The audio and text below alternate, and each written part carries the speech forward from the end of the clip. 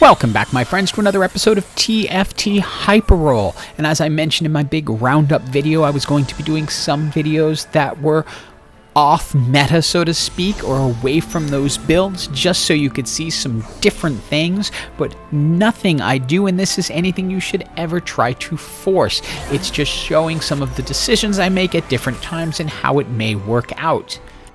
Now, the NPCs gave me lots and lots of different possibilities. Whispers, Guardian, a lot of different ways I can go, even into the Seraphine build, but nothing was really committing itself until I saw Heroic Presence.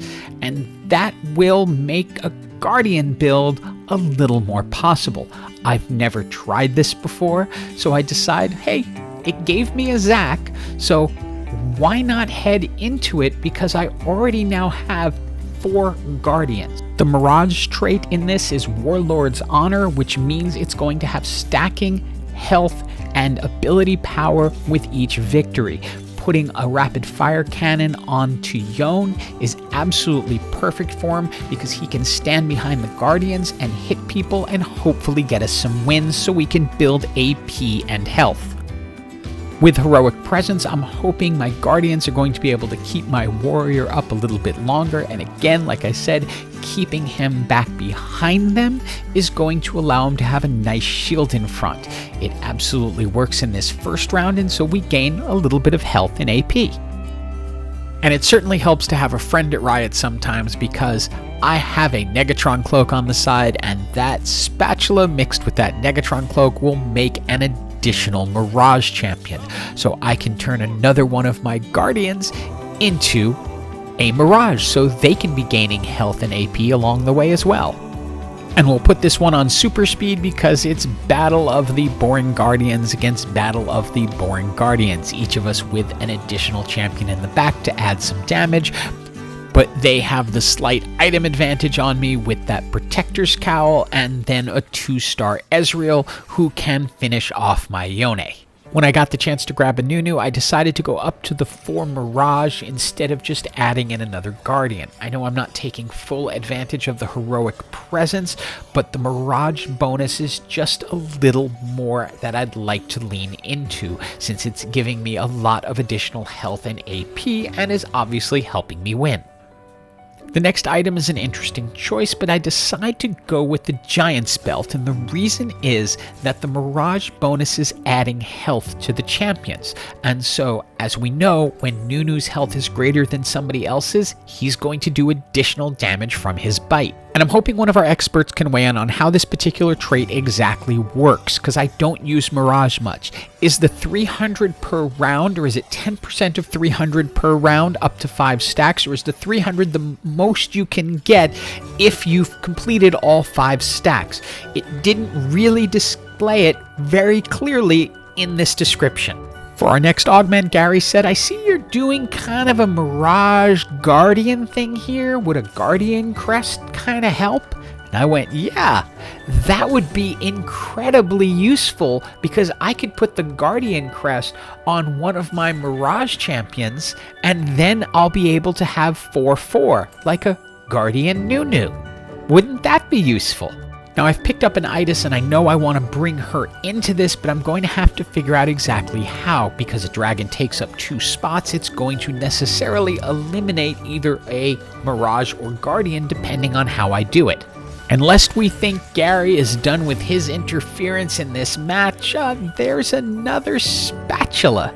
And I have now the ability to pick up a Negatron Cloak.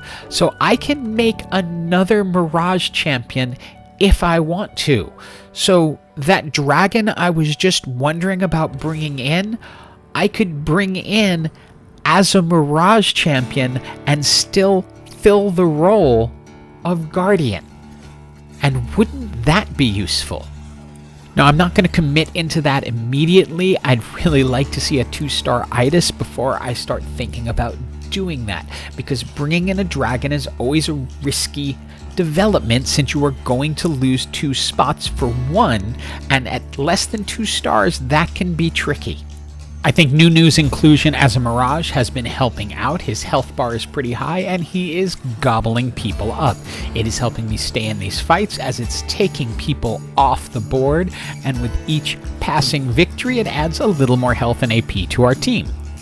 For our final augment, we got an interesting choice, but for me, the easy one was Second Wind. Since we're running Guardians, it's going to be good to be able to get a little bit of health back at the 10-second mark, which will keep them in fights longer. It's also now time to consider whether to make this shift or not. Do we want to bring in Itis or now Deja instead of one of our current Mirages? Deja makes sense because we only have a 1-star Leona, and so Deja comes in for this fight. And now it's time to see how we can do against the Seraphine build that has been running around and is considered completely OP. It's not built perfectly yet. They don't have the 2-star sack, but they do have a Seraphine with the Morellonomicon and the Spear of Sojin, and of course also a Graves, who is doing a lot of damage. This does help them overcome me, but they're down pretty low, so they might get out before we meet them again. It's now Treasure Dragon time, and the most important thing to me is to pick up a needlessly large rod so that I can get a Rage Blade onto Deja. Deja seems to work best when her attacks are sped up. They recently had a problem where they had to reset her attack damage from 0 to 20 because things weren't proccing properly, but that is now fixed, so we can at least get the Rage Blade onto Deja so she can attack faster. And to save you some rolling, I'll jump you ahead just a few moments, but we did manage to 2-star the Itis, and so it is time to put the plan into action, which is to take out a couple of Guardians, put Itis in, and turn Itis into a Mirage champ. Now she's going to have to win some fights in order to get the increased health, but with Mogul's Mail as our Shimmer Scale item, I'm really hopeful that she's going to be very, very strong. I'd feel a lot more comfortable in this fight if Deja was up at 2 stars, so she could be doing more damage with her ult, but I have to accept what I have right now. The heal came in really handy, and Itis held up for a long time, which allowed Deja to finish this fight off. Our next item choice is a pretty easy one for me. The Archangel's Staff is going to give Deja the additional AP she's going to need to really do damage to the rest of the team. Note, her attack damage is stacked only at 20. We are picking up additional Itis, and I'm thinking, hey, maybe we can end up with a golden dragon. We give her the Gargoyle Stone Plate so that she's super strong, and for the moment, put the Thieves' Gloves onto Leona since we do not have a Yasuo yet in order to fill out the Mirage. We've got our 2-star Deja locked on the bottom, so when we're through this fight, we're going to be able to have 2-star dragons on this team, which is going to help out a lot with the additional health that it's going to bring, along with the armor and magic resist. This is going to keep Itis really strong, and as you can see, she holds that team down till Deja can finish it off. Each victory now is very important because Itis is a Mirage, and she needs those victories in order to power up. With the 8 Mirages, we are getting the maximum amount of health and ability power that we can from it. And this victory will bring us into the top 4. And for our final item choice, we're going to go ahead and grab the Bloodthirster for Yasuo. That's going to be very helpful for him, and I'm hoping we can get him up to 2 stars before we're done. He's just started also gaining his Mirage bonus, so we give him a couple of good damage and healing items and get ready to go. I also went ahead and reforged the Thieves' Gloves that were on Leona because she's not really serving that much of a purpose other than just being a tank, and it gave me a blue buff that I could put onto Deja so she can cast more often. As you can see, if you look at Itis, she is just not taking that much damage and is able to shield herself whenever it gets close. All of this leads to a very competitive fight with an incredibly strong Rage Wing team that has a Shyvana on it. But Deja is able to hold on and ultimately come through with a cast for the victory. And we are now in a 1v1 against a team that I really truly don't understand. They have Dark Flight, but they're not using the bonus at all for anything. They put no champion onto the sacrificial altar, and it ultimately allows us to just take over the fight.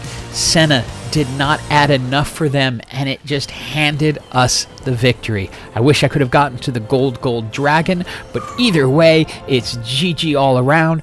Hope you enjoyed the video and have an absolutely awesome day.